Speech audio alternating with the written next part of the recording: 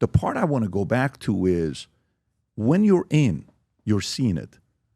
And you're saying you were at one point deputy minister, right? That was your job. And you said for how many years? How long did you have that job as a... Totally in different positions in Islamic Republic in 1 decade. I was in different positions like head of radio or deputy prime minister or deputy minister of heavy industries, head of IDRO or vice minister of planning and budget. Who are you reporting to? Who are you reporting to? To my boss, for instance, when I was deputy prime minister, I worked with Rajai, the prime minister. Rajai got assassinated by with the bomb in his room by. That's an interesting story because what's his name? Who assassinated him with the bomb that he put in the room?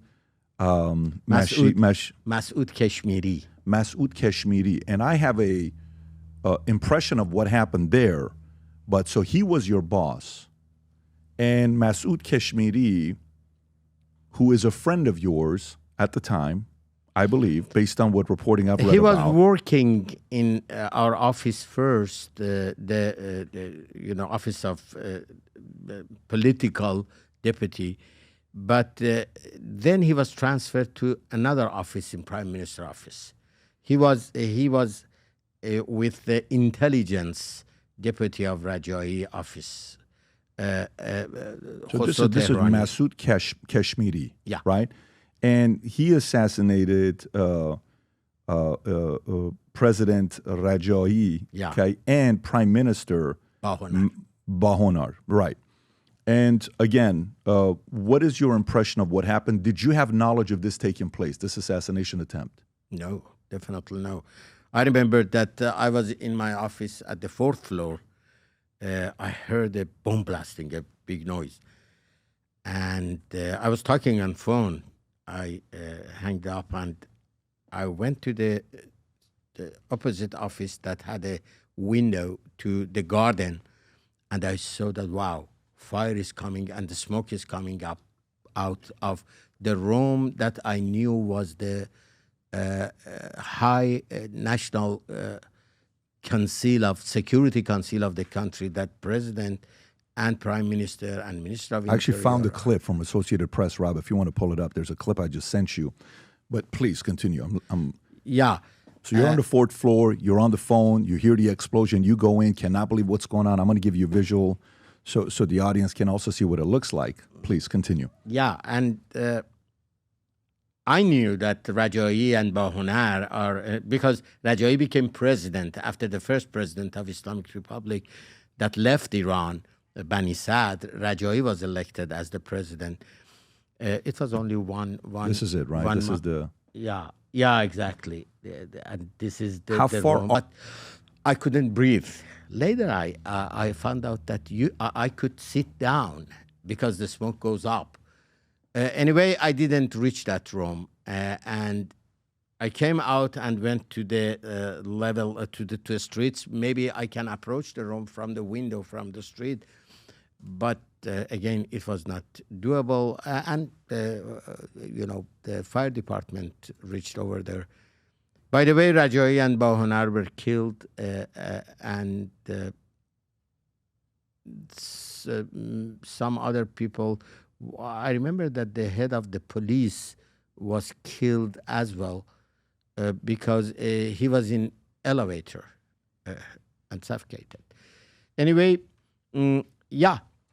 So I called a few people because from my end, I've interviewed and spoken to a lot of people from the Iranian side, and I wrote a fiction book called The Academy. And in the story, The Academy, a lot of the Iranian revolution is depicted in the book. It's a story about a secret society that recruits young kids and develops them into leaders.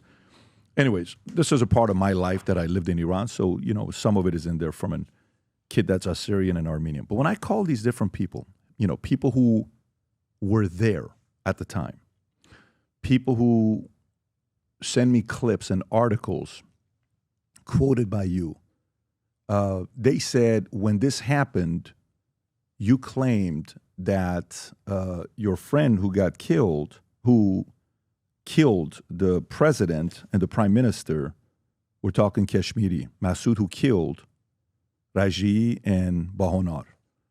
You came out and said he's dead. And there's even some articles that said you put ashes to say he's dead. He's no longer there. And that was falsifying your friend's death, that he died. And then later on, they found out that he was alive and you had to go to prison for it. Is that all true? Yeah, not that time. It was the explosion happened at 3:20 in the afternoon. I remember because the clock stopped, the electrical clocks everywhere. But the day after, and that time until late at night, that night, nobody knew that how many people were in that room, how many were alive, how many were wounded, and how many were killed. It took about 8 hours, 9 hours, that at last, the list of the people attending that meeting, how many people were seen alive, how many were in hospital. And at the end of the night said that, okay, we have 3 absent and 2 bodies that are not recognized because they have been burned. These 3 people were Rajai, Bahonar, the President, Prime Minister, and Kashmiri, who was actually the secretary of those meetings. The day after, when the people gathered in front of the Parliament of Iran at the end of the alley, that Prime Minister office was at the beginning of that alley. At the end of that alley was the Parliament of Iran, and on the other side of the Parliament was Sepah Street, that people gathering, thousands of people mourning their bodies. We thought, I have said that we were foolish. We thought that, okay, Kashmiri, nobody doubted about him. He was not a suspect person for us on that time, because he was one of the honest people working in that office, and very good staff. Everybody thought that, okay, these 3 people are killed, and that night, at last, with the dentist and their family, they recognized that these 2 bodies are for Rajai and Bahonar. But the 3rd person, we didn't find anything. So we thought that he has been killed. But you didn't know? No. We thought that he has been burnt so badly that didn't find anything. So we asked some of the clergy in, when I say we, I mean not only me, a group of workers in a Prime Minister office, that we thought that, okay, we can collect the ashes and a part of his body will be over there. So it can be his body and be mourned by the people and transferring for a funeral and transferring to cemetery. That was the day after, at night, when I went to a group of our friends. We had a gathering together once a week. I was very sad. And when I talked about bomb blasting yesterday and what happened, how Kashmiri was, burnt, nothing was earned, I remember one of my friends in that meeting said that, Mohsen, what are you talking about? Didn't he have any belt, ring, some metal things? I said, yes. He said that, okay, why didn't you find them? And besides, he was a biologist, said that a person, say 140 pounds, if he's burnt, even in very, very high temperature, at least 30 pounds will remain, especially the bones. So it's not possible that you didn't find anything. I said that, yes, you are right. He said that, he laughed and said that maybe he was the guy that put the bomb and fled the room. So the day after, I remember that when I went to Prime Minister office, and the committee in that division of intelligence division of the office started to investigating the bomb blasting. I went early in the morning, that was 7 o'clock in the morning, I knocked at the door that they were talking and investigating. One of them came out, and I told him that it seems that Kashmir, we were wrong, Kashmiri can be the guy. He said that, oops, don't say anything, because we have reached the same result and same idea, because we didn't find his car around in any street. Yeah, around. but why are you so... And his family is not at his home. I get that, but why are you so swift to say he's also dead, here's his ashes? You're a pretty smart man. You're you know, so what this makes me think about, because I pulled up to kind of see, because what I want to know is who benefited from this, right? That's what everybody wants to know. So who benefited from it? Khomeini benefited from it, okay? Khamenei long-term benefited from it, right? IRGC benefited from it, right? There's quite a few people that benefited from it. So if you're on the inside, and this happened in 81, you're 24, 25 years old at the time. You're still supporter of what they're doing. You haven't yet flipped and turned out. It almost gives me the vibes of the Italian mob when somebody is taking out the boss to get a promotion and get a job because it's going to be a lot of favors, and everybody keeps your mouth shut and don't say anything. And let's just say, yeah, he was also killed. He's no longer here. Sounds a little fishy. To the average person listening to this, it makes it seem like maybe you knew and maybe you were being a loyalist and maybe you wanted to defend to not say anything, and then you went away and you got arrested. You know, in Farsi we say that the معما چو حل گشت آسان شود. When a problem is solved, then you think it's easy. On that day, the day after explosion, nobody, first of all, was suspicious to Kashmiri. Later was found out that, oh, he was a secret member of MKO, Mujahideen-e-Khalq, that, you know, penetrated in the offices. And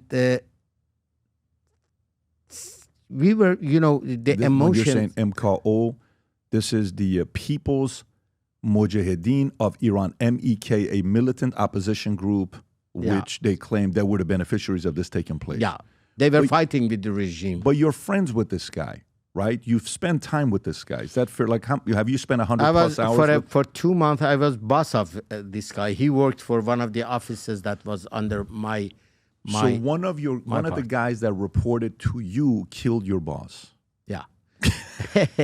Do you know what this sounds like? This is the reason that you know, because there was you know, internal competition in you know, powerless, better to say power struggle inside the newborn regime. Were you very ambitious at the time?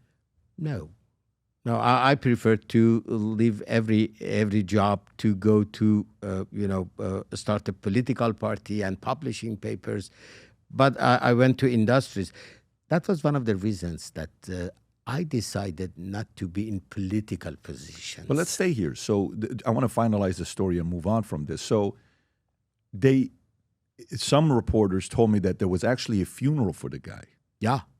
And they actually thought he was dead. So this is like Kaiser Sose type of a situation, that the guy disappeared. Not only us, we thought that he's killed and that ashes from the room is that contains a part of that. But millions of people who, you know, who mourn those two bodies and that. But during that time, while his funeral is being held, have you spoken to him? Have you met with him? Have you talked to him at all? Before that? No, while everybody is thinking he's dead, did you and him at all have an interaction or talk?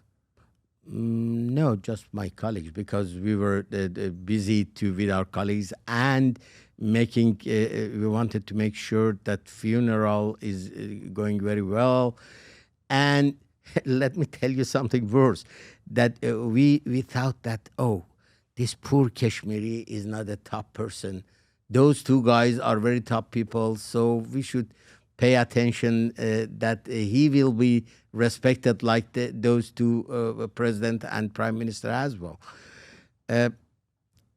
And these types of scenes are very. Did you ever see him again? Did you ever see him again at all? No. He's I think definitely protected by MCOW. Nobody has seen him since then. Yeah. And some are saying that he died last year, 2023, or he died 2 years ago in 2023. I don't think so. You think he's still alive? Yeah. But you haven't spoken to him? No, nobody. I think that if regime of Iran finds him, definitely will kill him.